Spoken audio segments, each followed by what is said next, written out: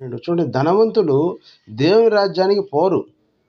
ఎందుకు పోరు అనంటే, దేవుడు వారికి ధనాన్ని ఇస్తే, డబ్బుని ఇస్తే, ఐశ్వర్యమును ఇస్తే, అధికారమును ఇస్తే, వాళ్ళు దాన్ని చూసుకొని మురిసిపోయి, దాన్ని చూసుకొని విర్రవీగిపోతారే కానీ, ఇదిగో దేవుడు ఉన్నాడు, దేవుడికి ఇష్టం వచ్చినట్లుగా జీవించాలి, దేవుడికి ఇష్టం వచ్చినట్లుగా బతకాలి అని ఆ డబ్బుని ఏ విధంగా దేవుడి కోసమైనా నేను ఖర్చు పెట్టాలన్న ఆలోచనలు కూడా ఈనాడు అనేక మంది ధనవంతులకు లేదు.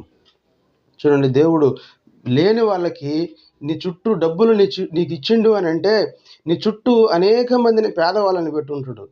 నీ డబ్బుతో నువ్వు కనీసం కొందరినన్నా పేదవారికి నువ్వు ఆదరంగా ఉండాలని, ఆశ్రయంగా ఉండాలని, కానీ నీ డబ్బును చూసుకుని నువ్వే విర్రవీగుతూ ఉంటావు. చూడు, అనేక మంది కోట్లకు పడగలెత్తిన వాళ్ళు కూడా కరోనా టైంలో ఎంతోమంది చచ్చిపోయినారు. మరి దేవుడు నిన్ను బతికిచ్చిండు అని అంటే, నీ డబ్బుతో నువ్వు అనేక మందికి